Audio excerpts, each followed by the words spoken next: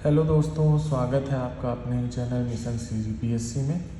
तो अभी तक हमने दर्शन शास्त्र के 2 पार्ट कंप्लीट कर लिए हैं, 2 टॉपिक कवर कर लिए हैं। पहला है दर्शन शास्त्र का अर्थ और दूसरा है दर्शन का स्वरूप। इसी श्रृंखला में आज हम तीसरा टॉपिक देखेंगे जो कि आपके सिलेबस में मेंशन है, दर्शन का धर्म व संस्कृति से संबंध। ठीक है, तो वीडियो स्टार्ट करने से पहले अगर आप चैनल पर नए हैं तो चैनल को सब्सक्राइब जरूर कर लीजिएगा, वीडियो को लाइक ज़रूर करें और अपने दोस्तों के साथ शेयर ज़रूर करें। और कोई भी डाउट आता है तो वो कमेंट करके आप मुझे बता सकते हैं। ठीक है, तो ये जो श्रृंखला चल रही है इसमें हम दर्शन शास्त्र का सिलेबस कंप्लीट कर रहे हैं। किससे रिलेटेड? CGPSC मेंस के पेपर 6 में जो दर्शन शास्त्र मेंशन है उसका सिलेबस हम डे बाय डे धीरे धीरे करके क्या कर रहे हैं, कंप्लीट करते जा रहे हैं आपके मेंस एग्ज़ाम से पहले। ये अभी इस साल भी काम आएगा और आने वाले मेंस के एग्ज़ाम में जब तक दर्शन शास्त्र का सिलेबस है तब तक आपको काम आते जाएगा। आप क्या करेंगे, एक पेन और पेपर लेके बैठेंगे और मेरे साथ में ऐसे ही सिनॉप्सिस फॉर्म में नोट्स तैयार करते जाएंगे, जिससे क्या हो, पेपर के पहले दिन आपको पढ़ने में आसानी पड़े, ज़्यादा बर्डन ना पड़े। क्योंकि एक दिन में पेपर दिला के आने के बाद 3 से 4 दिन पेपर देना होता है और हर दिन 2 पेपर होते ही होते हैं। ठीक है, अगर आखिरी पेपर लास्ट दिन की बात छोड़ दूँ मैं तो आपको इतने सारे सब्जेक्ट्स रिवाइज करने होते हैं। तो ऐसा अगर आप नोट्स तैयार करके रखेंगे तो आपको आसानी पड़ेगी। तो चलिए बिना किसी देरी के शुरू करते हैं। तो सबसे पहला जो हमारा टॉपिक है वो है दर्शन का धर्म से संबंध। अब दर्शन और धर्म में कैसा संबंध है? घनिष्ठ संबंध है। अगर मैं दर्शन की बात करूं तो दर्शन क्या है? जीवन व जगत से संबंधित मूलभूत प्रश्नों के युक्तिपूर्वक उत्तर देने का प्रयास है। इसका उद्देश्य क्या है? सत्य का ज्ञान प्राप्त कर उसके अनुरूप मार्ग दिखाना। ठीक है, दर्शन के बारे में हमने पहले पिछले क्लासेस में पढ़ लिया है। अगर मैं धर्म का अर्थ आपको बताऊं तो धर्म का अर्थ व्यक्ति व समाज द्वारा उन व्यवहारों को धारण करने से है। किसको? उन व्यवहारों को धारण करने से है जो कि समाज का क्या करे, अधिकतम कल्याण सुनिश्चित करे। ठीक है, धर्म उन मूल्यों और विश्वासों का समूह है जो मानव को मोक्ष तक पहुंचाते हैं। तो धर्म का अर्थ क्या है? व्यक्ति व समाज द्वारा उन व्यवहारों को धारण करना जो कि समाज का क्या करे, अधिकतम कल्याण सुनिश्चित करे। उन मूल्यों एवं विश्वासों का समूह है। मूल्यों इट मीन्स कि वैल्यूज़ एंड बिलीव्स, जो मानव को कहाँ तक पहुँचाते हैं, मोक्ष तक पहुँचाते हैं। तो अगर मैं देखूँ या अगर हम बताएं तो दोनों का उद्देश्य एक ही है। धर्म और दर्शन दोनों का क्या है, उद्देश्य एक ही है। क्या है उद्देश्य? वह मार्ग प्रशस्त करना या दिखाना जो कि क्या करते हैं, मोक्ष की प्राप्ति में सहायक होते हैं। ठीक है, तो उद्देश्य एक ही है। क्या? मार्ग प्रशस्त करना किसके लिए? मोक्ष प्राप्ति में। वस्तुतः अगर हम बात करें तो दर्शन कैसा है? वैचारिक पहलू है और धर्म इसी का क्या है, व्यवहारिक पहलू है। आप देखा होगा आपने भी कि आप साइंस सब्जेक्ट जब पढ़ते थे स्कूल वगैरह में तो साइंस की थ्योरीज क्लास में पढ़ते थे और लैब में जाके उसको क्या करते थे, प्रैक्टिकल परफॉर्म करते थे। सेम ऐसे ही जो दर्शन है वो क्या है, वैचारिक पहलू है। दार्शनिक अपने विचार देके चले गए, अब वो अप्लाई कहाँ होता है? जो भी धर्म है उसके माध्यम से हम क्या करते हैं, अपने सामाजिक जीवन में उन पहलुओं को अप्लाई करते हैं। ठीक है, तो दर्शन क्या हो गया, एक वैचारिक पहलू हो गया और धर्म क्या हो गया, दर्शन का व्यवहारिक पहलू हो गया।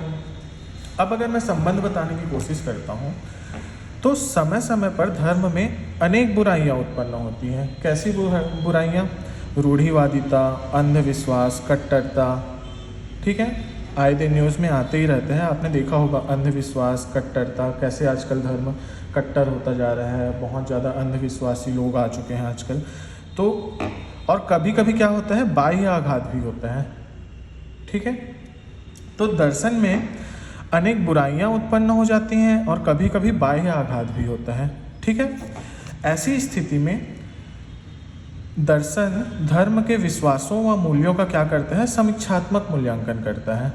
ठीक है, किसका किसका? विश्वासों और मूल्यों का समीक्षात्मक मूल्यांकन कौन करेगा? दर्शन करेगा। और धर्म की बुराइयों को दूर करके उसकी रक्षा करता है तथा उसे सुदृढ़ बनाता है।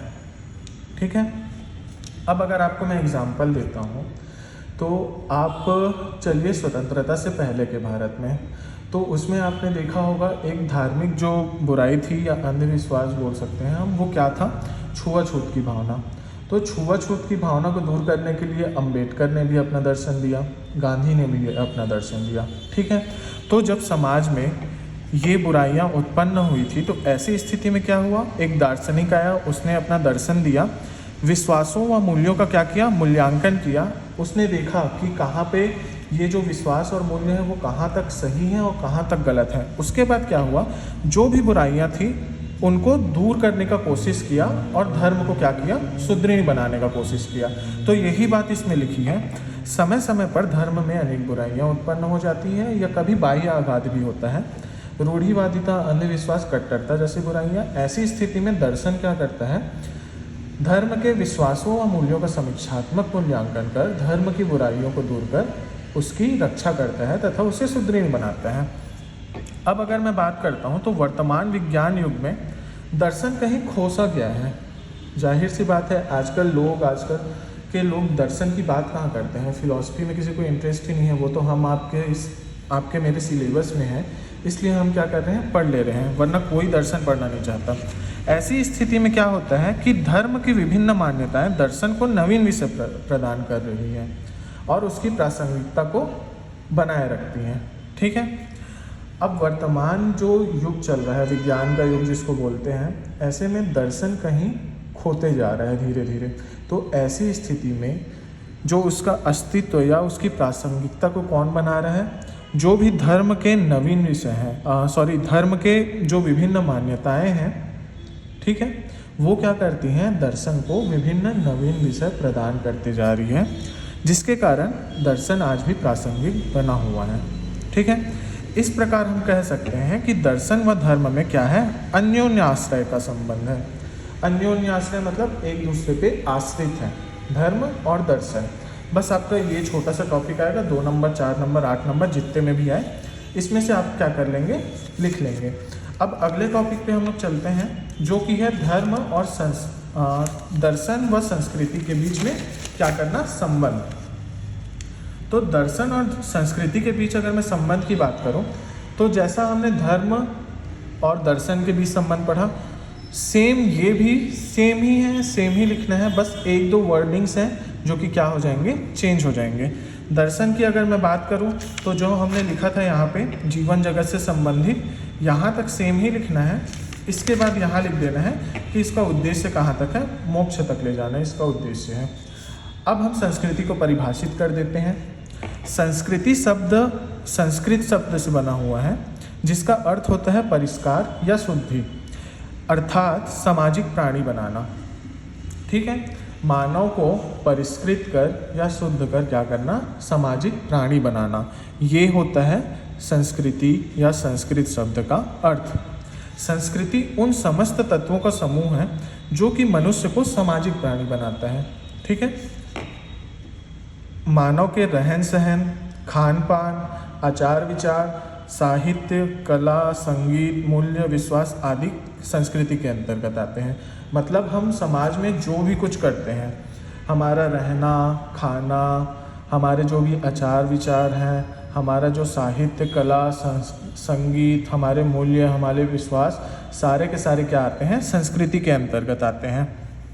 अब बोलता है कि दर्शन व संस्कृति में घनिष्ठ संबंध है। हमने संस्कृति को बता दिया है कि क्या होता है। अब हम बताएंगे कि किसी भी राष्ट्र की संस्कृति उस राष्ट्र के दार्शनिक विचार से अत्यधिक प्रभावित होती है। ठीक है, इसी कारण विभिन्न राष्ट्रों की संस्कृतियाँ भिन्न भिन्न होती हैं। आपने देखा होगा कि वेस्टर्न कल्चर थोड़ा अलग है और हमारा इंडियन कल्चर अलग है। क्यों? क्योंकि वहाँ जो दार्शनिक हुए, हो सकता है उसका प्रभाव उनके समाज में पड़ा होगा। हमारे यहाँ जो दार्शनिक हुए, हमारे यहाँ विवेकानंद हुए, गांधी हुए, तो उनका प्रभाव क्या पड़ा, हमारे समाज में पड़ा। तो हमारी संस्कृति दूसरे देशों की संस्कृति से क्या है, भिन्न है। वही बताने का प्रयास किया गया है कि किसी भी राष्ट्र की संस्कृति उस राष्ट्र के दार्शनिक विचार से अत्यधिक प्रभावित होती है। इसी कारण विभिन्न राष्ट्रों की संस्कृतियाँ भिन्न भिन्न होती हैं। अब बोलता है कि भारतीय दर्शन आध्यात्मिक है, इसलिए भारतीय संस्कृति में आध्यात्मिकता दिखाई देती है। ऑब्वियस सी बात है, आपने देखा होगा हमारे यहाँ गीता का दर्शन है। ठीक है, तो आध्यात्मिकता की ओर ज़्यादा झुकाव है हमारा। हम महाभारत पढ़ते हैं, हम रामायण पढ़ते हैं और वो हमारे कल्चर का क्या है, पार्ट है। तो आध्यात्मिकता क्या दिखाई देती है, हमारी संस्कृति में अधिक दिखाई देती है। अब जैसे हमने देखा था कि दर्शन एक वैचारिक पहलू है और संस्कृति उसका समग्र रूप है। ठीक है, सब कुछ संजोए हुए है संस्कृति। दर्शन तो एक वैचारिक पहलू हो गया और उसका जो समग्र रूप है, सब कुछ संजोए हुए, वो क्या है? संस्कृति है। हमने पिछले टॉपिक में क्या देखा था? जैसे हमने धर्म को देखा था, तो दर्शन को हमने वैचारिक पहलू बोला था और धर्म को व्यावहारिक पहलू बोला था। यहाँ थोड़ा सा अंतर है कि संस्कृति उसका समग्र रूप है। ठीक है, अब ये सेम चीज़ जो पहले हमने पढ़ी वही सेम चीज़ यहाँ भी लिखना है कि समय समय पर संस्कृति में अनेक बुराइयाँ जैसे अंधविश्वास, रूढ़िवादिता तथा कभी कभी बाह्य आघात भी होता है। दर्शन संस्कृति के विभिन्न तत्वों का कैसा मूल्यांकन करेगा? समीक्षात्मक मूल्यांकन करेगा और रचनात्मक और उपयोगिता परक पक्षों को उभार कर उसकी रक्षा करता है तथा उसे सुदृढ़ बनाता है। सेम वैसा ही जैसे हमने धर्म के लिए पढ़ा था कि अगर धर्म में कोई बुराई उत्पन्न हो जाती है तो दर्शन क्या करता है? उसका समीक्षात्मक मूल्यांकन कर उसकी क्या करता है? रक्षा करता है, नया दर्शन देके, और उसको सुदृढ़ बनाता है। सेम संस्कृति के साथ भी है कि जब भी संस्कृति में बुराइयाँ उत्पन्न होगी, बाह्य आघात होगा, दर्शन उसका समीक्षात्मक मूल्यांकन करेगा और रचनात्मक व उपयोगिता परक पक्षों को उभार कर क्या करेगा? उसकी रक्षा करेगा और उसको सुदृढ़ बनाएगा। फिर वही बात, वर्तमान में विज्ञान के बढ़ते प्रभाव के कारण दर्शन शास्त्र कहीं खो सा गया है। ऐसी स्थिति में विभिन्न तत्व दर्शन को, संस्कृति के विभिन्न तत्व दर्शन को नवीन विषय प्रदान कर उसकी प्रासंगिकता को बनाए रखते हैं और इस प्रकार दर्शन व संस्कृति में क्या है? अन्योन्याश्रय का संबंध है। तो आपने अगर एक टॉपिक कर लिया तो दूसरा टॉपिक भी खुद ब खुद तैयार हो जाएगा। बस आपको ये जानना है कि संस्कृति की परिभाषा क्या होती है और ये देखना है कि संस्कृति जो है दर्शन का क्या है? समग्र रूप है। बाकी दोनों में सेम चीज़ें लिखनी है हमको, सारी चीज़ें वैसी की वैसी ही हैं। तो इस तरीके से आपका एक और टॉपिक कंप्लीट होता है, सिलेबस में आप टिक कर लेंगे, एक और टॉपिक कंप्लीट हुआ करके। वीडियो अगर आपको पसंद आए तो लाइक कीजिएगा और चलिए मिलते हैं अगले क्लास में। धन्यवाद।